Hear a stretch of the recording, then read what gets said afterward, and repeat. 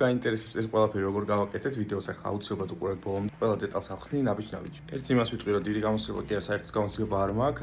დაახლოებით ვიცი თეორიულად რა როგორ კეთდება და ეხლა ერთად შევეცდებით გავაკეთოთ ეს ყველაფერი. მოკლედ აი ეს კაბელი გვჭირდება.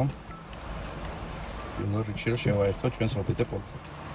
მოკლედ მე გვჭირდება პროგრამა, რომელსაც ქვია MS Flasher-ი, ანუ ეხლა ჩვენ პირველ რიგში ვკითხულობთ MS-53 და ანუ ჩვენი კომპიუტერიდან EQ-ს, ანუ კომპიუტერს.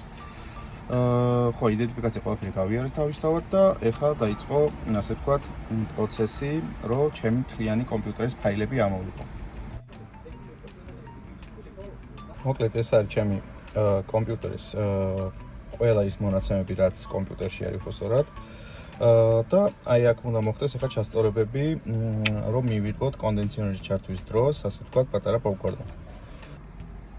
მოკლედ აი ეს არის, აი აქ შევცვალეთ, სადაც წითლად არის და ასევე ეს არის ძალიან მცირე ზომის, ასე ვთქვათ, წესით ძალიან ისეთი მსუბუქი პოპკორნი უნდა იყოს და ეს არის იდეაში 3000 აბაროტის შემდეგ.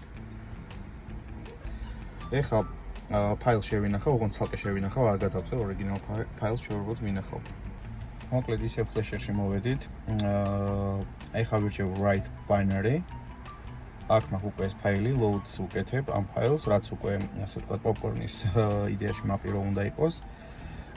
ყველაფერი ავტვირთე და ეხლა ბოლოს ვაწვევი partial write, ანუ მხოლოდ ის ნაწილი რომ შეცვალოს და არა სრული. ეხლა დაიწყო, რა თქმა უნდა, კაბელი უნდა მოთვლეს და არც ელექტროგრამები მომიგდეს, აი ეგეთ გადავთ, რაღაცა მაგანტ უკიდეთ, იმიტომ რომ გააკეთებს ჩაწერის პროცესი. ბოლოს ვიმედოვნოთ, რომ success message იქნება. ეს როგორც მორჩება, ჩვეულებრივად გასაგებს ხურავთ, ანუ საჯიგანებს ხურავთ და ველოდებით დაგვით ერთი წუთი. მოკლედ, ვაერთებ.